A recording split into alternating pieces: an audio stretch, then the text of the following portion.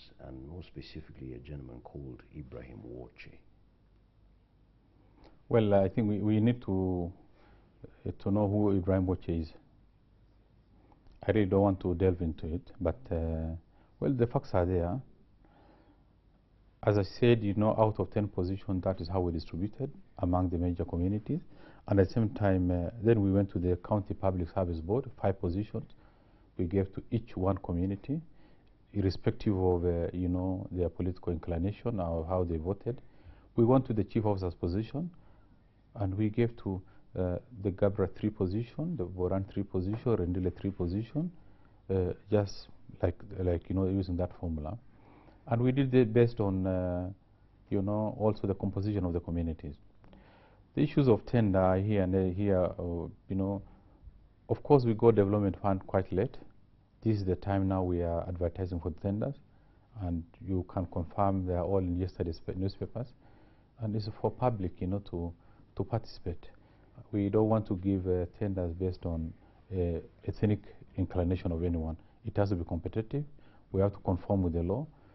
There is the, Procurement Oversight Authority, and if anybody has a challenge, has a problem, if it's not done the right way, then there are very many recourse points. Right. Just from a layman's perspective, if the appointments and the tenders were awarded as clearly as you put it, yes, in a very fair manner, as you're saying, why would a human rights organization, a local one for that matter, stand up and blame you for having skewed appointments? Well, the credibility of also, the person saying it. That's why I don't want really to go into, but I want to assure you that there's nothing like that. At the same time, I think we need to realize that this constitution has very many checks. Our law is so clear that if anybody is not happy with the outcome of an election, there is the court. If there's any administrative malfunctions on the part of people in decision making, including the governor, there are recourse. There's very many bodies, watchdog bodies, including parliament, including senate, including the members of the county assembly. We operate within a system that's well guarded, that protects the rights and of every citizen. So I don't agree with that, and I think it's just there's no basis. Also, who is this person complaining, and who is he representing, and what are his desires? Because it's always in the newspapers, saying the same thing over and over again. By the way, and I think it's also we need to realize that we should not mix two things. Complain against the county government in the way it's distributed, positions or resources, with security. Nobody should be killed just because you're not happy with the county government. Nobody should be killed just because the governor has an issue with you. These are two things that needs to be differentiated. In the context of the insecurity in that place, I said we need to go beyond the last election. It's a problem that has been with us for about 10-15 years, and we've lost so many people, much more people than this time. That's why the government needs to address it from a holistic point of view. And for us to do this, we must fix the problem at the border. The communities neighboring the Kenyan border, on the southern Ethiopia. Maybe something needs to be found out. We need to find out how best we need to harmonize relationship, how best we need to put on some checks. Our government also, the national government also has a body, a joint border commission that regularly meets and discusses these issues. Maybe that needs to be strengthened. And you cannot discuss security to the exclusion of the people who are affected, including the governor and his people. At the moment, as it is now, we have a border commission where the regional commissioner, or what used to be the PC, and the PC of that chairs, with some maybe the county commissioners and sub-county commissioner. These are the people who collect themselves and go to Ethiopia, have a meeting, decide on what needs to be done without input from the local leadership. Sometimes they don't even understand the intricacies of this community.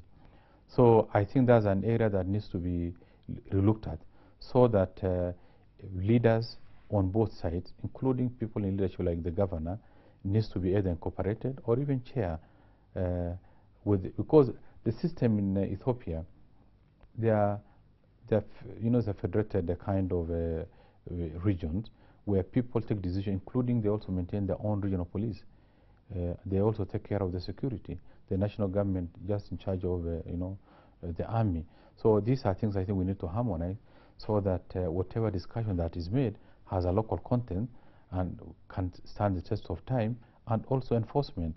Sometimes, as it is now, we have a foreign regional commissioner who does not understand. Foreign means what? Well, not really foreign in that sense, but somebody who's an unlocal, sitting in Embu, making decision on behalf of the Marsabit County when seated, with officials from Ethiopia. So sometimes we also miss a lot on this.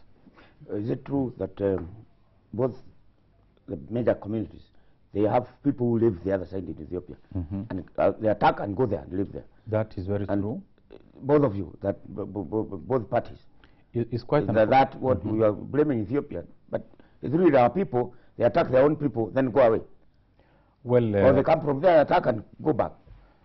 The context of the current conflict, it was mainly localized in Moyale, a radius of just about 10 kilometers square. Moyale town actually has been the battleground, where people fight in town, and quite unfortunately, they do not use the small arms that like AK. They use artilleries, they use bombs, they use bazookas, they use sophisticated machine guns. These are Kenyans? Well, they are not Kenyans. Some are Kenyan and some are not. What there is that, of course, as where you do said, they get them from? Yeah, of course, the border is very porous. I'm sure they don't get from Kenya; they get from elsewhere. So, as you said, we have these communities in Moyale. We have both communities have their own people across, and at the instigation of any slightest provocation, both they beckon their people to come and reinforce their position. That's why it's so vicious. But the latest conflict, with the deployment of the KDF, which we are grateful to the government, particularly the president, for having sought the permission of the Kenyan parliament to deploy KDF, which was done, and we are grateful because as it is now, the situation, there's some calm in Moyale. We don't know how long it's going to hold. But the unfortunate thing is that the people now who are fighting Moyale are now, they have now changed direction. They have gone to northward, all along the border, killing people, stealing livestock. And it's quite unfortunate, for the last 1 week, there were 3 attacks, one in Dukana, in northward, 2 in Forole. A total of about 3 people were killed from our side, and 6 were wounded, and we have lost a total of 2. Who are these attackers now? Well, the Ethiopian, like... Are they Ethiopians or the Kenyans? No, those are the pure Ethiopians. The people living in Region 4, of course, they belong to a community, one of the community that also live on the Kenyan side. So when they leave, now they have changed direction, and they are coming to kill the residents of Northor, and also stealing livestock.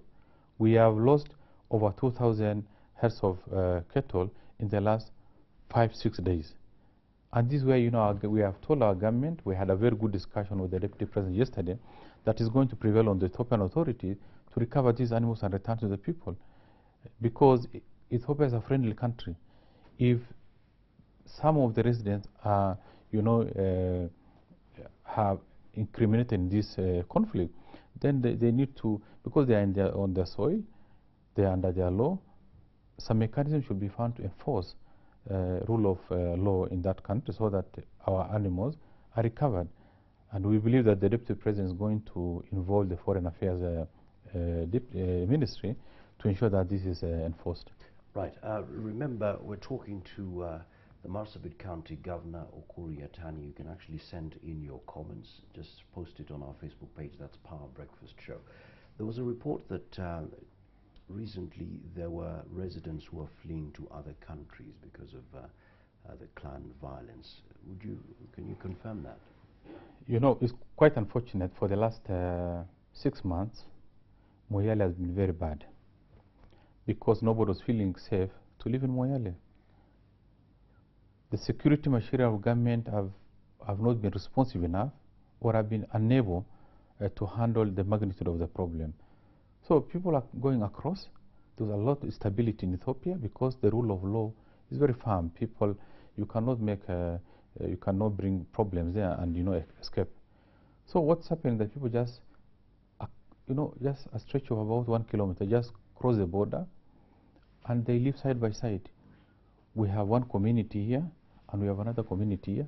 They are fighting on the Kenyan side, but here they live side by side, not fighting at all, because they fear the instrument of enforcement in Ethiopia is very firm, and I think we should give them the credit. That's where they have done much, much better than us. In short, if any criminal is dealt with,